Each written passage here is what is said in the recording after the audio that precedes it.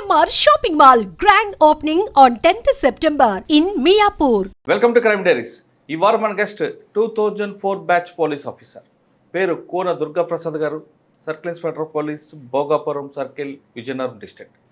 2004 డిపార్ట్మెంట్కి వచ్చే సమయానికి మావోయిస్టు ప్రభావిత ప్రాంతమైన ఏఓబీలో పనిచేశారు దుర్గాప్రసాద్ గారు.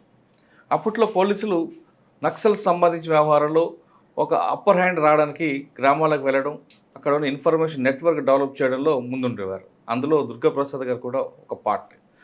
ఆయన నక్సల్స్లో ఇన్ఫర్మేషన్ తీసుకురావడానికి మారువేషాల్లో వెళ్ళి వాళ్ళతోనే మాట్లాడొచ్చారు.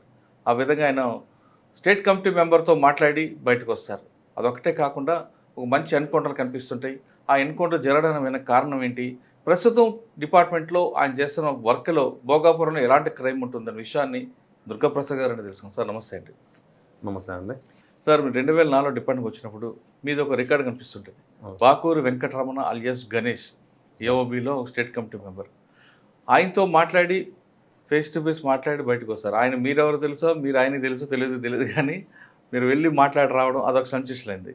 అదేవిధంగా అమ్మడేయాలి అనుకుంటారు.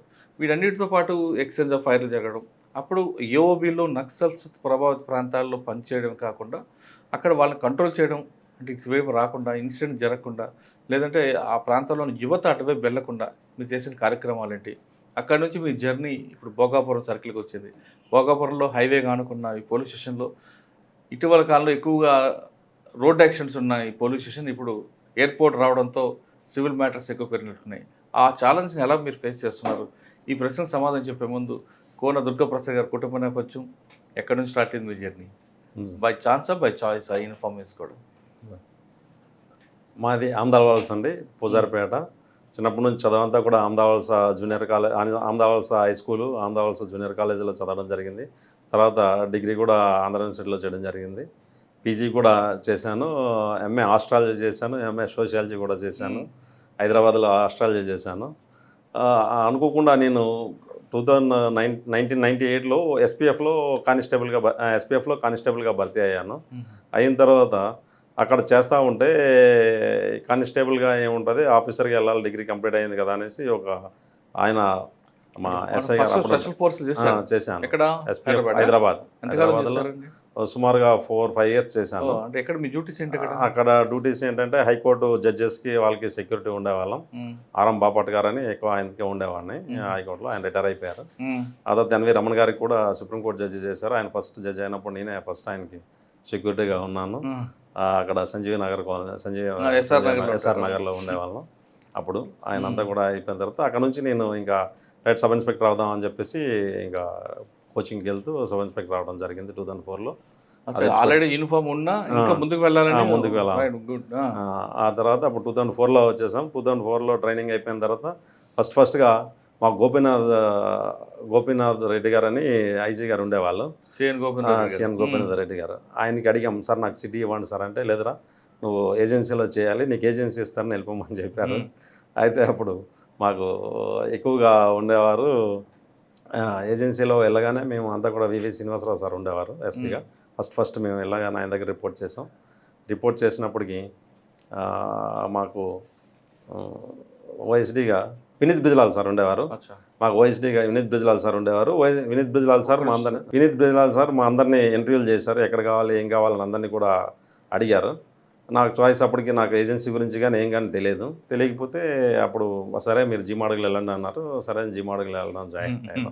2006లో జాయిన్ అవ్వడం జరిగింది. ట్రైనింగ్ అంతా అయిన తర్వాత సార్ జీమాడుగులో మీకు వచ్చిన ఛాలెంజ్ ఏంటంటే కంప్లీట్గా ఎఫెక్టెడ్ ఏరియా. అప్పుడు అంతా బయటికి రావడానికి ఇంచుమించు మేము ఏమైనా ఎస్ఐ కానీ బయటకు రావాలని అంటే మినిమం 20-25 మెంబర్స్ మా చుట్టూ ఉండేవాళ్ళు, కానిస్టేబుల్స్ అంతా. పార్టీ ఉంటేనే సివిల్ డ్రెస్లో పార్టీ ఉంటేనే బయటకు వచ్చేవాళ్ళం. పార్టీ లేకపోతే మాత్రం ఇంకా అక్కడ స్టేషన్లోనే ఉండేవాళ్ళం.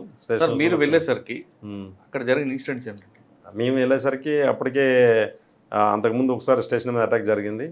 అలాగే అప్పటికే స్టేషన్లో ఉన్న హోంగార్డ్ని ఎన్కౌంటర్ చేయడం హోంగార్డ్ని చంపేయడం జరిగింది. తర్వాత అలా ఇంకా ఊళ్ళో వెళ్ళడానికి కూడా భయంగా ఉండేది. మేము వెళ్ళేసరికి అందరితో కూడా మింగిల్ అవ్వడం, అందరితో మాకు వివి శ్రీనివాసరావు సార్ వెళ్ళిపోయిన తర్వాత మాకు జేజే మురళీ గారు వచ్చారు. జేజే మురళీ సార్ వచ్చారు. జేజే గారు మురళీకి రాగారు ముందు వివి శ్రీనివాసరావు గారితో పనిచేశారు కదా. చేసాం. జీ మాడుగుల్లో ఒక పెద్ద ప్రాబ్లం ఉంటుందండి. జీ మాడుగులో వారంకి ఒకసారి సంత తగ్గుతుంది. ఈ సంతలోకి అందరూ కూడా వస్తుంటారు. వాళ్ళు ఎవరు నక్సలట, ఎవరు సానుభూతి పరులో, ఎవరు మా గిరిజనులు తెలుసుకోదు. అక్కడ మీకు వచ్చిన చాలా వాళ్ళు ఎలాగ ఐడెంటిఫై చేసేవారు, అదేవిధంగా ఆ సంతలోకి వచ్చిన పోలీస్ ఆఫీసర్ కూడా టార్గెట్ చేసిన రోజులు ఉన్నాయి. ఈ ప్రాబ్లం ఎలా మీరు ఫేస్ చేస్తారు? అంటే మ్యాక్సిమం అండి, నేను ఎప్పుడు టైం దొరికినప్పుడల్లా, ఎప్పుడైతే మా ఆఫీసర్స్ ఈ మూమెంట్స్ లేనప్పుడల్లా కూడా విలేజ్లు విజిట్ చేసేవాడిని. ప్రతి విలేజు అన్నీ మొత్తం ప్రతి పంచాయతీ ప్రతి విలేజ్ వెళ్ళేవాడిని. వెళ్ళి వాళ్ళందరితో ఒక పూట ఉండి మళ్ళీ ఈవినింగ్కి వచ్చేస్తూ ఉండేవాడిని. ఒక్కొక్కసారి నైట్ కూడా అక్కడ ఉండిపోయేవాళ్ళం. ఆ టీం పట్టుకొని మా ఏదైతే స్పెషల్ పార్టీ టీం పట్టుకొని ఎక్కువ విలేజ్లోనే తిరిగేవాడిని అండి. ఎక్కువ కూడా తిరగడం వల్ల అందరూ ప్రెసిడెంట్లు, మెంబర్లు, ఎవరైతే ఊరు పెద్దలు అందరూ తెలిసేవాళ్ళు. ఏదైనా ఇన్సిడెంట్ జరిగితే, ఏదైనా జరుగుతుందంటే ముందే మాకు, సార్ మీరు ఈరోజు సంతకు రావద్దు, లేకపోతే ఈరోజు కొంచెం జాగ్రత్తగా ఉన్నాడు సార్, అలర్ట్గా ఉన్నాడు సార్ అని చెప్పేవాళ్ళు. ఎవరు ఏంటని చెప్పేవాళ్ళు కాదు, అలర్ట్గా ఉన్నాడు సార్, సంతలో ఉంటారు అని చెప్పేవాళ్ళు. మేమంతా కూడా పార్టీ పట్టుకొని వెళ్ళేవాళ్ళం. వెళ్ళేటప్పటికి ఆటోమేటిక్గా పోలీసు పార్టీ అంత ఉందని కానీ వాళ్ళు ఎవరో ఏమి ఉండేది కాదు. ఎప్పుడు ఇండివిజువల్గా వెళ్ళేవాళ్ళం కాదు సంతకి. ఒక సంత ఉందంటే 2 years 4 months చేశాను. 2 years 6 నెలల తర్వాత బాగా వస్తారు. సార్, జీ మాడుగులో మీకు బాగా గుర్తుండిపోయిన సంఘటన చెప్పండి. బాగా గుర్తున్న సంఘటనలు అంటే, నేను ఉండేటప్పుడు చాలా వరకు నుర్మతిలో కానీ ఇట్లో కానీ ఇన్సిడెంట్లు జరిగిన తర్వాత ఆఫీసర్స్ కొంచెం ప్రెజర్ అవ్వడం జరిగింది. దాని మీద చాలా ఎక్కువ వర్కౌట్ చేసాం. ఒకరోజు నేను, అన్నవరం ఎస్ఐ గారు ఇద్దరం, పేరు సింహాద్రి నాయుడు అంటారు, అన్నవరం ఆయన, నేను మా బ్యాచ్మేటే. ఇలా మనకి ఒక ఇన్ఫర్మేషన్ ఉంది, నుర్మతిలో వెళ్దాం రా అంటే వచ్చాడు బాబు. మా వైఎస్డీ గారు అప్పుడు శ్రీకాంత్ సార్ ఉండేవారు, చెప్పారు. చెప్పిన తర్వాత ఇద్దరం కలిసి వెళ్తే ఎవరు డ్రైవర్ రామంటారు, నేనే నడిపాను. Eicher van నడిపేశాను. 10 మందిని ఎక్కించుకొని వెళ్ళిపోయాము. ఎక్కడి వరకు? నుర్మతి వరకు వెళ్ళాం. అక్కడ దాటేసరికి అన్ని రోడ్ల మీద ఇంకా పెద్ద పెద్ద దొంగలు వేసేసారు. మాతో వచ్చినటువంటి ఏపీఎస్పీ వాళ్ళు కానీ భయపడిపోయారు. ఇంకా సార్ మేము రాము, వస్తే ఏదవుతుంది, మీరేమో డ్రైవర్ ఉన్నారు, మీరు ఇంకా నడపకూడదంటే. అంటే అది మనకు ఏఓబీలో కట్ ఆఫ్ బొయ్యిలి అటువైపు మీటింగ్ అవుతుందని తెలిసింది. మేము ఉన్న 6 ఎక్కించుకొని ఆ ఎస్ఐ గారు నేను ఇద్దరం కలిసి బయలుదేరిపోయాం. ఏదైతే అదే అవుతుందని. కాకపోతే అప్పటికి వెళ్ళేసరికి వర్షం కంటిన్యూ పడుతుంది, చీకటి, దానివల్ల చెట్లు కూడా పడేసి ఉన్నాయి. ఇంకా అక్కడతో వాళ్ళు భయపడిపోయారు. వెళ్ళాము సార్, మనం వద్దు, ఇంక మేము రామని చెప్పి వాళ్ళు అనుకంటే ఇంకా రిటర్న్ వచ్చేయడం జరిగింది. అంతవరకు వెళ్ళి వచ్చేసాం వెనక్కి. మీటింగ్ అవుతుంది, ఇన్ఫర్మేషన్ అవుతుంది. రాత్రి ఇంచుమించు 12 o'clock అలా అయింది మేము వెళ్ళేసరికి. అంటే కంటిన్యూ వర్షాలు అక్కడ అంతా కూడా. దాంట్లో మీటింగ్ అంటే ఎవరంటే సెంట్రల్ కమిటీ ఉన్నారు అప్పుడు? అప్పటికి దళం మెంబర్స్ వాళ్ళు వచ్చారని చెప్పి, గాలికొండ దళం అలా 2-3 దళాలు వచ్చాయని చెప్పేసి ఇన్ఫర్మేషన్. అప్పటికి మనకి ఇంకా ఫోర్స్ అవైలబుల్ లేదు కాబట్టి ఉన్నాళ్ళు తగ్గించుకెళ్ళిపోయాం. కానీ వాళ్ళు ఏపీఎస్పీ కాబట్టి కొంచెం అదే గ్రహణ్స్ కానీ లేకపోతే స్పెషల్ పార్టీ కానీ ఏదైనా ఉన్నాయి. అప్పుడు ఒక విషయం ఇదే ఉండేది. ఓకే, తర్వాత ఇంకా బాగా గుర్తుండిపోయింది. తర్వాత ఇంకా అండి, మేము ఒకరోజు కోండ్రలో ఒక ఇన్సిడెంట్ జరిగింది. అప్పటికి మాకు ముంచింగుపుట్టు పెదబయలు ఎస్ఐ శంకర్రావు అని చెప్పేసి వాళ్ళ పార్టీ వెళ్ళింది లోపలికి. వెళ్ళేటప్పటికి వాళ్ళ మీద అటాక్ జరిగింది. కోండ్రు దగ్గర అటాక్ జరిగితే వాళ్ళందరినీ తీసుకొస్తున్నారు. వాళ్ళని రెస్క్యూ చేయడానికి మా ఆఫీసర్స్ చెప్తే, నేను లక్ష్మోజీ అని మా బ్యాచ్మేట్ ఎస్ఐ, అప్పుడు ఆయన హుకుంపేట, ఇద్దరం కలిసి బొయ్యిలోనే వెళ్ళాము. బొయ్యిలో వెళ్తే నా మీద బ్లాస్ట్ అయింది. జీప్లో బండి మీద వెళ్తుంటే పడిపోయాను, లోయలో పడిపోయాను. అంటే ఎలా చేశారు వాళ్ళు? వాళ్ళు ఏం చేశారంటే, వీళ్ళందరినీ, మా స్టాఫ్ అందరినీ నేను పంపించేశాను దీంట్లో అంబులెన్స్లో. మన హాస్పిటల్ ఉంటే హాస్పిటల్ అంబులెన్స్లో వాళ్ళకి వెళ్ళినట్టు అంబులెన్స్లో పంపించేశాను. స్టాఫ్ చాలకపోతే నేను ఒక 2-wheeler తీసుకుని వెళ్ళిపోయాను. దాని వెనక వెళ్ళేటప్పుడు నేను లోయలో పడిపోతే వాళ్ళందరూ తీసుకొచ్చారు, ఊర్లో వాళ్ళు తీసుకొచ్చి బ్యాలెన్స్ కాయలేక దీని దగ్గర, నుర్మతి దగ్గర ఒక ట్రాక్ వేస్తున్నప్పటికి సడన్గా పడిపోవడం జరిగింది లోయలోకి. వాళ్ళ వల్ల కాదు, పడిపోయిన తర్వాత ఇంక అందరూ చెప్పేశారు అప్పుడే, సార్ మీరు ఇక్కడ ఉండొద్దు అంటే, గుర్తుపట్టారు ఊరు వాళ్ళు, ఎందుకంటే ఎక్కువ ఊర్లో తిరుగుతాను. సార్ మీరు ఇక్కడ ఉండొద్దు అర్జెంట్గానే జీపీకి పంపించేశారు. బొయ్యిలు వెళ్ళిపోయాము. మేము వెళ్ళిపోయి ఇలా దిగిన తర్వాత వీళ్ళు మా లక్ష్మోజీ వాళ్ళందరూ బస్సులో వచ్చారు. వాళ్ళు వచ్చారు కదని వాళ్ళని రిసీవ్ చేసుకోవడానికి వెళ్ళాము. మా మీద ఒక బ్లాస్టింగ్ అయింది. ఎక్కడ? బొయ్యిల దగ్గరే, బొయ్యిల అవుట్కట్స్లో. వీళ్ళు బస్సు వస్తే బస్సులకి కర్ర అడ్డ పెట్టారని చెప్పేసి మేము వెళ్ళి తీయడానికి వెళ్ళాం. మా అందరూ బ్లాస్ట్ అయింది. నాకు చిన్న దెబ్బలు తగిలి, మా వాళ్ళకి కొంచెం చిన్నదైంది. దాని రిటాలియేషన్ చేయలేదు. రిటాలియేషన్ అంటే వాళ్ళు ఏం చేశారంటే, కొండలో కూర్చున్నారు. పరిగెత్తంగానే దొరకలేదు. మ్మ్. దాని తర్వాత ఒకళ్ళిద్దరిని తీసుకొచ్చాం, అరెస్ట్ చేసాం, ఎవరు చేశారో కూడా పట్టుకున్నాం.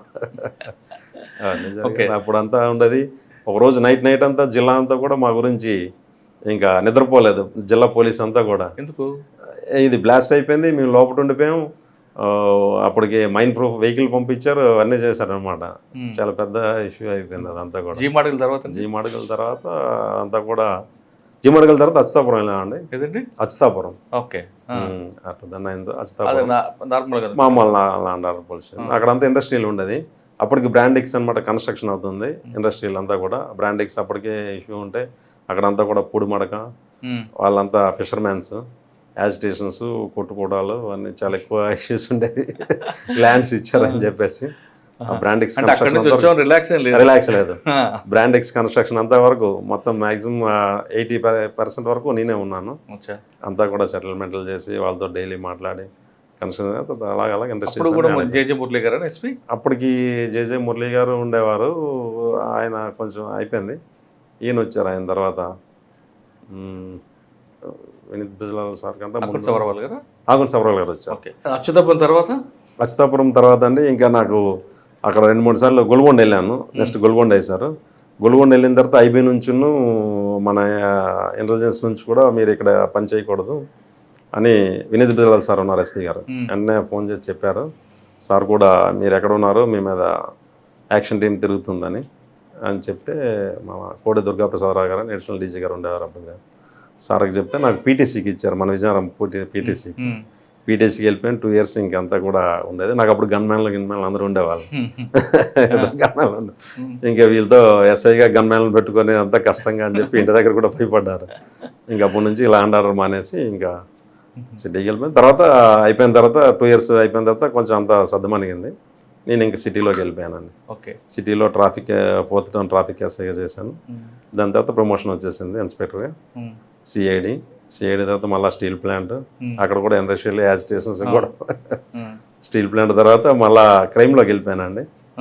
సిసిఎస్ క్రైమ్ అంటే ట్రాఫిక్ చేశాను, 3 town 4 town ట్రాఫిక్, మహానాడు ఈనాడు అవన్నీ కూడా మా ప్రభాకర్ సారు, తర్వాత ఈయన మన మహేంద్ర పాత్ర సారు, ప్రభాకర్ సార్ మాకు ఏసీపీగా ఉండేవాళ్ళు. వాళ్ళంతా కింజరా ప్రభాకర్ సార్, మేమందరూ కలిసి టీంలా పనిచేసాం అంతా కూడా. చాలా అయిపోయిన తర్వాత మళ్ళీ సిసిఎస్కి వెళ్ళిపోయానండి. లడ్డా సార్ ఉన్నప్పుడు సిసిఎస్కి వెళ్ళి సిసిఎస్లో కూడా మంచి దొంగల్ని వాళ్ళందరినీ పెద్ద ఒక ఇంచుమించు 1 kg గోల్డ్ కూడా రికవరీ చేసాం. వీళ్ళందరినీ చాలా మందిని పట్టుకున్నాం. అలా చేసిన తర్వాత దాని తర్వాత అయిపోయింది. సిటీలో అయిపోయిన తర్వాత మళ్ళా ఇంకా ఎలక్షన్ రావడం, ఎలక్షన్లో టైం ఉందని చాలా ఉండి మళ్ళీ ఇక్కడ విజయనగరం ఎస్బీకి వచ్చేసాను. ఎస్బీలో 1 year చేశాను. మళ్ళీ మల్కాపురం వెళ్ళిపోయాను. మల్కాపురంలో అక్కడ ఇండస్ట్రియల్ కూడా అన్నీ కూడా చాలా ఎక్కువ industries, HPCL, stations, shipyard, dockyard అన్నిటిలో లేబర్ ఇష్యూస్ చాలా వరకు ఫేస్ చేసాం, చాలా వరకు సాల్వ్ చేసాం ఇష్యూస్ లేకుండా. మల్కాపురం తర్వాత స్పెషల్ బ్రాంచ్కి వెళ్ళిపోయాను. ఇక్కడ విశాఖపట్నం తర్వాత ఇక్కడికి వచ్చేసాం. ఓకే, మీరు సర్వీస్ చాలా సింపుల్ గా చెప్పారు. ఏఓబిలో మీ ఫుట్ ప్రింట్ చాలా ఉన్నాయి. బాకూరు వెంకటరమణతో మీరు మాట్లాడింది ఏం జరిగింది చెప్తారు? ఏమంటే అప్పటికి మాకు కుతూహలం ఉండేది బాగా, ఏంటి అసలు ఏం మీటింగ్లు అవుతుంది ఏమవుతుంది. మాకు మంచి అంటే అక్కడ ట్రైబల్స్ వాళ్ళతో ఒకసారి కలిసిపోయామంటే చాలా, అప్పుడు జీమడగలు ఉన్నప్పుడు కలిసిపోయామంటే వాళ్ళంతా కూడా ఇంకా ప్రాణం పోయినే వాళ్ళు చెప్పరు, మనకి ఏదైనా హెల్ప్ చేస్తారు. ఇలా అని తెలిస్తే మేము ఒకరోజు మీటింగ్ అయింది, నుర్మతి దాటి లోపలికి గొడ్లగారు ఏదో ఒక ఊరు ఉంది, ఊర్లో మీటింగ్ అవుతుంది సార్ అని చెప్పారు. అయితే 10 వెళ్దాం అని చెప్పేసి వాళ్ళతో పాటు వెళ్ళిపోయాం. ఎన్ని గంటలకి? రాత్రి 10:30, 11 అప్పుడు నైట్. సింగిల్గా సివిల్ డ్రెస్లో బండి మీద వాళ్ళు మా ఫ్రెండ్స్ మేమందరం ట్రైబల్స్. అక్కడ వాళ్ళకి ఎవరికి తెలియదు, ఎవరికే తెలుసు అండి. ఆ నైట్లో ఇది వేసుకొని మీటింగ్లోకి వెళ్ళాం. వాళ్ళలాగే గిరిజనలోకి వెళ్ళాం. వాళ్ళు అప్పుడేమో వాళ్ళు మాట్లాడుతూ ఉన్నారు, ఇలా చెప్తున్నారు. అప్పుడు మీ ఎస్ఐ గారు వచ్చారు కదా, ఇక్కడ ఎస్ఐ గారు ఎలా ఉన్నారు, ఏం చేస్తున్నారు, అందరినీ హింసిస్తున్నారట, కొడుతున్నారట, అది చేస్తున్నారు ఇది చేస్తున్నారంటే నాతో వచ్చిన మా వాళ్ళు అలాంటి ఎస్ఐ గారు ఏం లేదు, మాకు ఊర్లో వస్తే అందరినీ బాగా చూసుకుంటున్నారు, ఆయన ఉంటున్నారు దుర్గాప్రసాద్ అంటే. నేను తెలియదు కానీ నా పేరు మాత్రం చాలా మందికి తెలుసు, దుర్గాప్రసాద్ అంటే. అండ్ బాకూరు వెంకటరమణ అలియాస్ గణేష్ అప్పట్లో పోలీసింగ్ మోస్ట్ వాంటెడ్. బాగా ఓకే, అంటే మీకు ఎదురుపడ్డాడుగా నేను చేయకపోయినా ఆయన యాటిట్యూడ్ ఎలా ఉంది, బాడీ లాంగ్వేజ్ ఏందండి పోలీసులకి? అంటే ఫెరోషియస్గా ఉండేవాడు అండి, చాలా ఫెరోషియస్గా ఉండేవాడు. ఎప్పుడు కూడా ఎగ్నెస్ట్గా ఉండేవాడు. ఏదైనా చేయాలి, ఏదైనా చేస్తే కూడా కొంచెం గట్టిగా, అంటే రిలేషన్ గట్టిగా ఉండాలి, వీళ్ళందరూ కూడా ప్రజలకు ఏదో చేయాలని చెప్పేసి ఒక మోటివ్లో ఉండేవాడు. ఎంత టైం వాళ్ళ స్పీచ్ విన్నారు? నేను ఇంచుమించు ఒక 40 minutes అలా ఉన్నాం. ఆ 40 నిమిషాల స్పీచ్లో ఒకరు కాదు, 4-5 మాట్లాడారు. ఎవరెవరు? గణేష్ ఒకడు, తర్వాత ఇంకా ఎవరో ఆ పేర్లు గుర్తులేదు కానీ గుణకరాయి ఆయన కూడా ఉంటాడు కదా. లేదు. సరే, మీరు 40 నిమిషాల స్పీచ్ విన్నారు కదా, విన్న తర్వాత వాళ్ళ స్పీచ్లో మీకు క్లారిటీ ఎంత వచ్చింది? నిజంగానే ప్రభుత్వం, రాజ్యం ఇవన్నీ అంటుంటారు పదాలు, వాళ్ళు నిజంగా ఉందా లేదు అక్కడ ఉన్న గిరిజనులకి మోటివేట్ చేయడానికి వాళ్ళు డైవర్ట్ చేస్తారు? వాళ్ళకి నాలెడ్జ్ తక్కువ. అసలు ఏమవుతుందంటే వాళ్ళు ఎప్పుడు కూడా ఏదో పుస్తకాలు ఎవరో రాస్తారు, ఆ పుస్తకాలు చదువుతారు. తర్వాత ఈ ఏజెన్సీలో, అంటే కొండ ఏరియాలో వాటిల్లో తిరగడం వల్ల వాళ్ళకి అసలు బయట ప్రపంచంలో సిటీలో ఏం జరుగుతుంది, ఇదేం జరుగుతుంది తెలియదు. వాళ్ళకి తెలియకపోవడం వల్ల, వాళ్ళకి సరైన ట్రాన్స్పోర్టేషన్, సరైన ఇది లేకపోవడం వల్ల వాళ్ళకి బయట ప్రపంచంతో తెలియకపోవడం. వాళ్ళు చెప్పిందే కరెక్టే, అక్కడికి అలా అవుతుంది. తర్వాత వీళ్ళకి ఏంటంటే ఎక్కడైనా హాస్పిటల్కి వెళ్ళినా, ఎక్కడైనా కలెక్టర్, సబ్ కలెక్టర్ ఆఫీస్కి వెళ్ళినా, ఎక్కడికి వెళ్ళినా వాళ్ళకి సరైన గౌరవం లేకపోవడం, అక్కడ ఇమ్యులేషన్ అవ్వడం, వాటి వల్ల నిజమే ఆఫీసులో ఇలా ఉంది అనుకునేవాళ్ళు. మాకు ఇంకోటి అండి, నేను ఒక జిమ్మడుగులో బాగా నాకు ఇది వచ్చింది. మేము ఇది 10th class ఎగ్జామ్స్ అవుతున్నాయి. 10th class ఎగ్జామ్స్ అవుతున్నప్పుడు మా ఎస్పీ గారు చెప్పారు, వాళ్ళందరూ కూడా బాగా రాయాలి, వాళ్ళు 10th పాస్ అయితే, ఇంటర్మీడియట్ పాస్ అయితే వాళ్ళందరూ బయటకు వస్తారు. 10th కానీ పోయింది, 10th ఇంటర్మీడియట్ కానీ పోయిందంటే వాళ్ళందరూ కూడా మళ్ళీ అక్కడే ఉండి మనకి ఇదవుతారు. కాబట్టి వాళ్ళందరూ కూడా బాగా రాసేటట్టు, బాగా చేసేటట్టు అంటే అప్పుడు మనకు సబ్ కలెక్టర్ గారు నాకే చీఫ్గా ఇచ్చేసారు ఎగ్జామినేషన్ సెంటర్కి. అలా లేదా అంటే ఆ పర్సెంటేజ్లో వాళ్ళందరినీ కూడా నాకు అది చాలా సాటిస్ఫాక్షన్ అయింది. అందరూ చాలా మంది పాస్ అయ్యారు. అప్పటి నుంచి పిల్లలు నాకు చాలా మంది వరకు ఇంజనీరింగ్ జాయిన్ అయిన ఉన్నారు, తర్వాత డిగ్రీలు చేస్తున్నారు, పీజీ చేసే వాళ్ళు ఇప్పటికీ మాట్లాడుతూ ఉంటారు. సార్ ఆ రోజు మీరు అలా చెట్టుబట్టి బాగా పాస్ అయిపోయారు సార్. ఇక్కడికి వస్తే వాళ్ళకి అందరూ కూడా చాలా వరకు తెలుసు, ఇంచుమించు 120 మంది ఉండేవాళ్ళు. చాలా వరకు మంచి రిజల్ట్ వచ్చింది అప్పుడు. సార్, బాకూరు వెంకటరమణ 40 నిమిషాలు మీరు మాట్లాడారా లేదా ఆయన మీకు గుర్తుపట్టాడా లేదా? ఆయన మమ్మల్ని గుర్తుపట్టలేదు. ఆయన గుర్తుపడితే నన్ను నేను గెలిచిపెట్టరు కదా. 1-to-1 మాట్లాడుకున్నారా? 1-to-1 ఏం లేదు. ఆయన అడిగారు మా పక్క నుంచి, నేను ఎక్కడ ఓపెన్గా ఆయనతో డిస్కషన్ చేయలేదు. మనం చేస్తే, ఎందుకంటే మన వాయిస్, మన ఇది తెలిసిపోతుంది. మనం ట్రైబుల్లో మాట్లాడలేము అంతే. గ్రూప్లో కలిసిపోయి వీళ్ళతో మాట్లాడించాను. ఎలాగంటారు అలాగే. నేను అప్పుడు ఒక్కనే ఉన్నాను. మీకు వెపన్ క్యారీ చేశారా? ఓ పిస్టల్ కూడా పట్టుకొని వెళ్ళిపోయాను అంతే. వాళ్ళ దగ్గర అన్నీ ఉన్నాయి. ఎంతమంది ఉండొచ్చు అప్పటికి? 14 మంది 15 మంది వరకు ఉన్నారు. వాళ్ళందరూ కూడా ఈ సబ్జెక్ట్ వాళ్ళ తర్వాత తెలుసుకున్నారా? తెలుసుకున్నారు. తర్వాత వచ్చారు, తెలుసుకున్నారు, వెళ్ళారు అని తెలుసుకున్నారు. ఏమంటారు వాళ్ళు? ఇంకేమంటారు? తర్వాత బాకూరు వెంకటరమణ చాలా సార్లు మీరు ట్రై చేశారు. ఎన్నిసార్లు మిస్ అయిపోతారు మీ చేతిలో? నా దగ్గర ఒక 2 times అలా 3 times మనకి మిస్ అయిపోయారు. తర్వాత మరి ఎప్పుడు మరి ఇంక ఎదురుపడలేదు. సార్, సాధారణంగా మోస్ట్ వాంటెడ్ మీకు కావాలి, మీకు పోలీసులకి స్పీచ్ ఇస్తున్నాడు. 40 minutes మీరు ఉన్నారు 1-to-1లో. పట్టుకొని వెళ్దామని సాహసం చేశారా లేదా ఇప్పుడు సిచ్యువేషన్ బట్టి మనం కామ్గా ఉందామని అనుకున్నారా? అసలు ఏం జరుగుతుందో ఏంటో, అసలు ఎలా ఉంటుందో వాళ్ళది నాకు అని ఇంట్రెస్ట్ మీద వెళ్ళిపోయింది తప్పితే. కానీ తర్వాత మా ఆఫీసర్స్ నాకు చాలా మంది పీకారు. And for more videos, please subscribe to iDream. Please subscribe to iDream. Please subscribe iDream. And please subscribe to iDream. For more videos, subscribe to iDream. please like, share and subscribe to the channel. Congratulations, iDream. Subscribe to iDream. Subscribe to iDream. So subscribe to iDream Media. iDream ki iDream team andarki huge congratulations. Please subscribe iDream Media. Please subscribe to iDream. Subscribe iDream. Please subscribe to iDream. iDream అంటే నా కళల ఛానల్ను subscribe చేసుకున్న నోరు తిరుగుతలేదు, మీరైతే గంట గుర్తు కొట్టండి. For more such videos, please subscribe to iDream. Subscribe to iDream. Please subscribe to iDream. Please subscribe iDream Media. Please do subscribe to iDream. Please subscribe to iDream Media. For best entertainment and information, please subscribe iDream. And don't forget to subscribe to iDream.